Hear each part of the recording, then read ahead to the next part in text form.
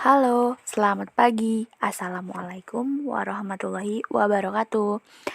Kembali lagi bersama Ibu Ika Piriska Sari Lutfiah dalam pembelajaran Bahasa Indonesia. Sebelumnya, jangan lupa subscribe, like, dan nyalakan loncengnya untuk mengetahui video-video terbaru. Untuk mengisi daftar hadir, silakan kalian tuliskan nama lengkap, kelas, dan keterangan kehadiran di kolom komentar. Kali ini, kita akan membahas mengenai teks laporan hasil observasi. Tapi sebelum itu, pernah tidak sih kalian berkunjung ke suatu tempat? Museum misalnya, atau tempat wisata lainnya? Tentu pernah kan?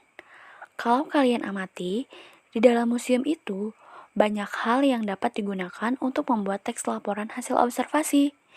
Misal, ketika kalian melihat museum, kalian bisa menjelaskan fungsi museum, jenis museum, koleksi, dan kedudukan museum, atau suatu cabang ilmu, bahkan kandungan yang terdapat di dalamnya.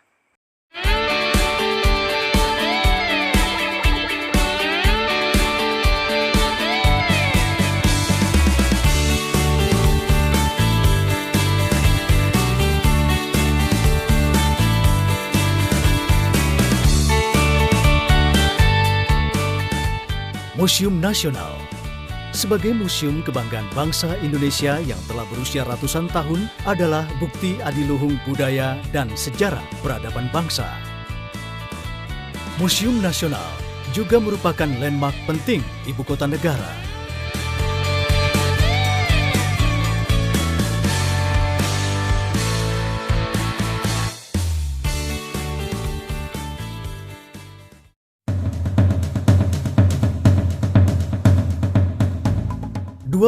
April 1778 menandai cikal bakal berdirinya Museum Nasional Indonesia. Bermula dengan didirikannya Batavia's Genootschap van Kunsten en Wetenschappen oleh sekelompok intelektual Belanda. Cita-cita himpunan ini adalah untuk memajukan penelitian di bidang seni dan pengetahuan, khususnya biologi, fisika, arkeologi, sastra, etnologi, serta sejarah. Pada masa pemerintahan Inggris, Sir Thomas Raffles menjadi direktur perhimpunan ini. Untuk menampung koleksi yang bertambah, Raffles membangun gedung baru di Jalan Majapahit nomor 3 yang sekarang menjadi Komplek Sekretariat Negara. Pada masa pemerintahan Hindia Belanda, sebuah gedung yang lebih besar lagi dibangun di Jalan Medan Merdeka Barat nomor 12 yang baru dibuka untuk umum pada tahun 1868.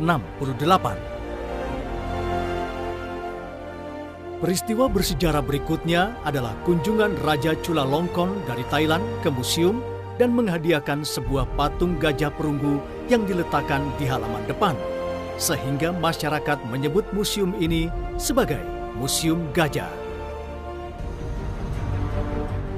Setelah Indonesia merdeka, nama Batavia's Genootschap van Kunsten en Wetenschappen diubah menjadi Lembaga Kebudayaan Indonesia.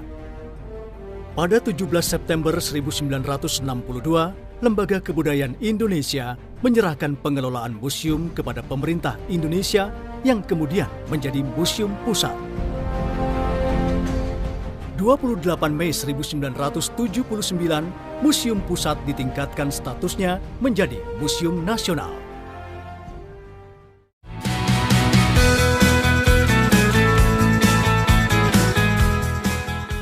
Setelah mengalami beberapa kali transformasi, Museum Nasional saat ini menjadi salah satu museum yang terdepan dalam memberikan edukasi sekaligus objek wisata bagi turis lokal maupun mancanegara. Museum Nasional saat ini juga menjadi salah satu museum terbesar di Asia Tenggara. Koleksi museum tersebar di 2 gedung utama, yaitu Gedung A dan Gedung B. Penataan pameran tetap di Gedung A berdasarkan jenis koleksi yang dikelola Museum Nasional. Jenis koleksi terdiri atas prasejarah, arkeologi masa klasik atau Hindu-Buddha, numismatik dan heraldik, keramik, etnografi, geografi, dan sejarah.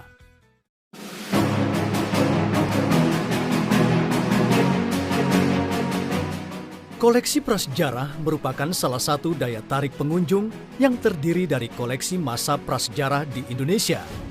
Sejak keberadaan manusia sekitar 1,5 juta tahun yang lalu hingga dikenalnya tradisi tulisan pada abad ke-5 Masehi. Beberapa koleksi menarik lainnya yaitu perhiasan, serpi dan kapak Sumatera dari era Mesolitikum, lukisan batu dari era Megalitikum,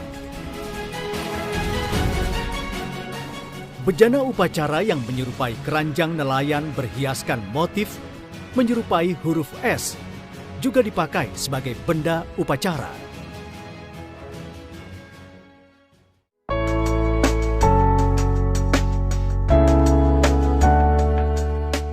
Koleksi arkeologi meliputi benda-benda budaya hasil kegiatan manusia dari masa Hindu-Buddha dan lebih dikenal dengan sebutan masa klasik Indonesia.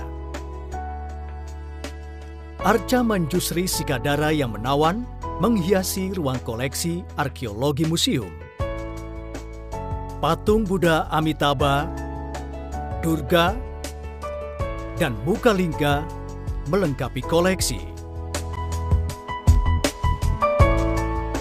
Koleksi arkeologi masa Hindu-Buddha yang berupa artefak perunggu ditempatkan pada ruang perunggu. Ruang perunggu menghadirkan berbagai koleksi perunggu mengagumkan yang berasal dari seluruh Indonesia. Berbagai koleksi dalam ruangan ini antara lain patung Shiva Mahadewa, patung Buddha Dipangkara,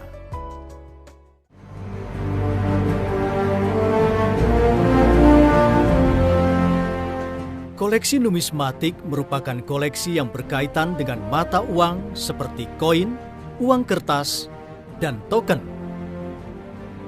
Termasuk alat cetak uang yang pernah beredar dan digunakan oleh masyarakat.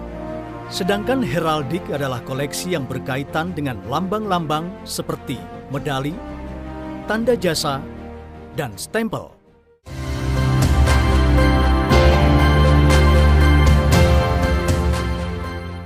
Sekarang kita menuju koleksi keramik. Koleksi keramik Museum Nasional terdiri dari 2 jenis koleksi, yaitu terakota dan keramik asing. Keramik asing berasal dari berbagai negara, yang terbanyak berasal dari Cina. Beberapa koleksi antara lain kendi, jambangan, vas. Salah satu koleksi keramik adalah piring porselin dari Cina yang merupakan objek alat tukar perdagangan dengan rempah-rempah Indonesia.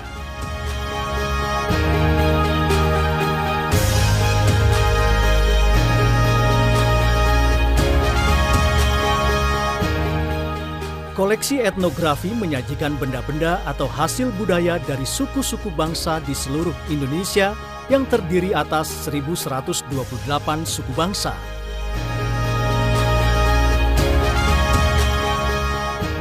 Koleksi etnografi ditempatkan pada ruang-ruang yang berbeda berdasarkan letak kepulauan di Indonesia seperti Sumatera, Jawa, Bali, Kalimantan, Sulawesi, Nusa Tenggara, Maluku, dan Papua. Koleksi dalam ruangan ini antara lain dinding gantung dari Sangir Talaut, Sulawesi Utara, ulos radum idu dari Toba, Sumatera Utara, tas dari Papua, dan pasren dari Jawa.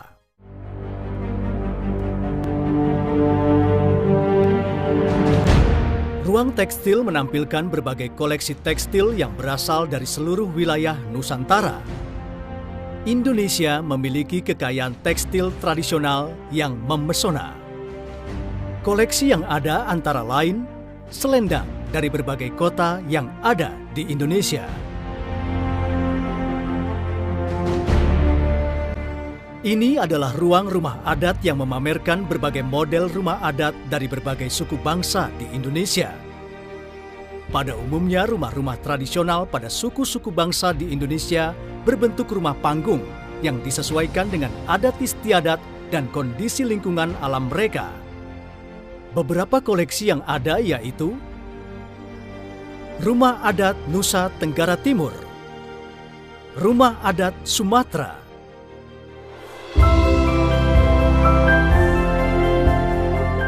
koleksi geografi merupakan benda budaya yang berkaitan dengan sejarah, alam, dan lingkungan. Beberapa koleksi yang ada antara lain Peta Selat Sunda, Bola Dunia, Kompas Kapal,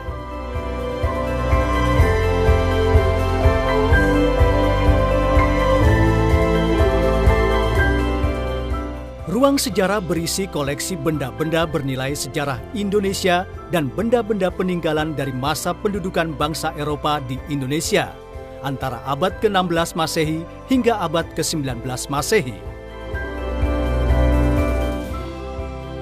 Beberapa koleksi yang ada antara lain Padrau, Meriam, Tempayan, Patung Raffles. Ruang pamer gedung B atau gedung Arca terdiri dari 4 lantai yang berisi lantai 1 tentang manusia dan lingkungan. Ruangan ini menyajikan informasi tentang manusia serta lingkungannya pada kurun waktu jutaan tahun yang lalu hingga akhir masa prasejarah. Beberapa fosil yang ada antara lain fosil Stegodon, fosil Moluska, fosil manusia purba.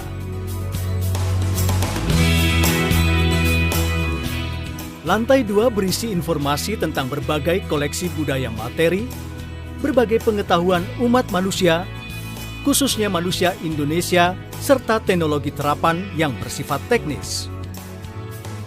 Beberapa koleksi yang ada antara lain timbangan banjar, sepeda, miniatur kapal pinisi. Lantai berikutnya adalah tentang organisasi sosial yang berkembang sejak zaman prasejarah hingga kini dan pola pemukiman masyarakat Indonesia. Beberapa koleksi yang ada antara lain gerabah dan terakota, hiasan kepala, hiasan perahu naga.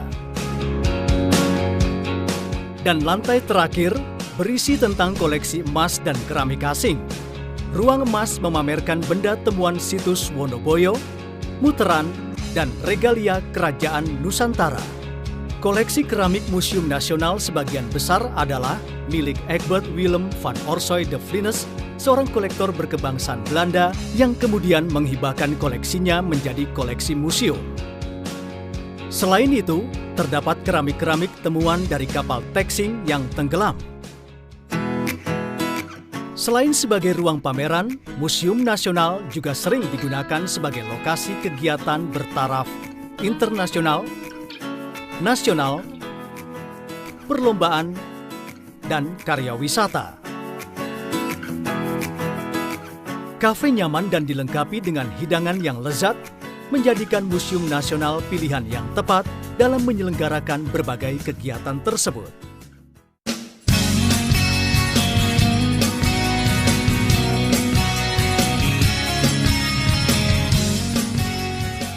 Museum Nasional terus berupaya untuk melakukan pengembangan diri melalui kerjasama dengan berbagai mitra strategis. Salah satunya dengan raksasa internet Google. Bentuk kerjasama yang dinamakan Google Art Project memungkinkan para pengunjung menjelajahi dan melihat 140.000 koleksi budaya dan sejarah secara panoramik di galeri dan museum dari berbagai belahan dunia melalui internet lewat laman resmi www.museumnasional.or.id. Museum Nasional saat ini juga tengah mempersiapkan penerapan teknologi augmented reality sebagai bagian dari layanan edukasi museum. Program ini bertujuan sebagai media pengenalan Museum Nasional kepada generasi muda yang saat ini disebut sebagai generasi digital melalui aplikasi mobile.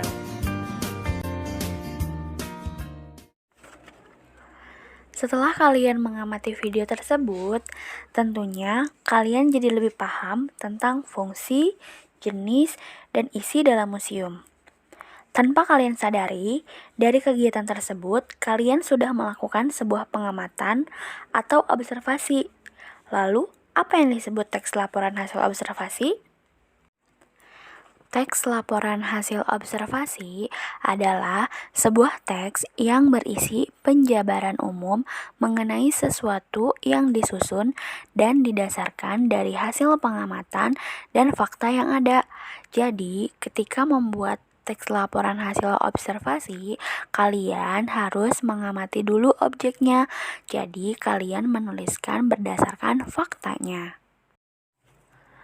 Lalu, apa sih perbedaan teks laporan hasil observasi dan teks deskripsi? Misal, kalian memiliki seekor kucing di rumah. Jika kalian akan membuat teks deskripsi, kalian hanya mendeskripsikan kucing yang kalian punya, bentuknya, sifatnya, dan lain-lain. Tetapi, jika kalian akan membuat teks laporan hasil observasi, kalian akan menjelaskan tentang kucing secara umum, jenis hewan apa, terus makanannya apa, dan lain-lain. Bisa dilihat di layar, contoh dari teks deskripsi.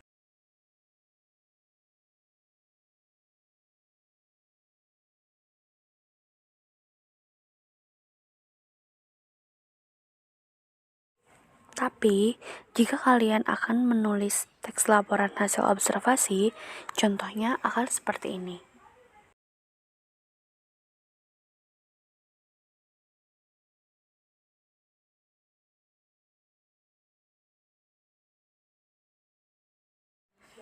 Nah, jadi perbedaan antara teks laporan hasil observasi dan teks deskripsi yaitu jika teks deskripsi bersifat unik dan individu, sedangkan jika teks laporan hasil observasi bersifat global dan universal. Ciri-ciri dari teks laporan hasil observasi ada 6. Yang pertama, universal. Artinya bahwa teks laporan hasil observasi bersifat umum. Lalu yang kedua, objektif. Penulis tidak dibenarkan jika memihak seseorang atau pihak tertentu. Jadi, dalam menuliskan teks laporan hasil observasi, penulis harus memihak sesuai dengan kondisi nyata.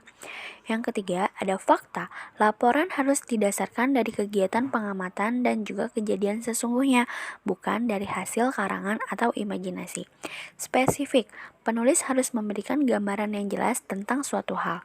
Lengkap, teks laporan hasil observasi harus ditulis dengan lengkap. Ciri yang terakhir pada laporan hasil observasi yaitu di dalam teks terdapat sebuah pengelompokan atau klasifikasi. Oke, cukup sekian pertemuan kita dalam materi teks laporan hasil observasi. Semoga bermanfaat. Silakan kalian catat bagian terpentingnya. Kemudian jangan lupa kalian tuliskan nama serta kelas kalian di kolom komentar untuk menyatakan bahwa kalian hadir dalam materi ini. Terima kasih. Wassalamualaikum warahmatullahi wabarakatuh.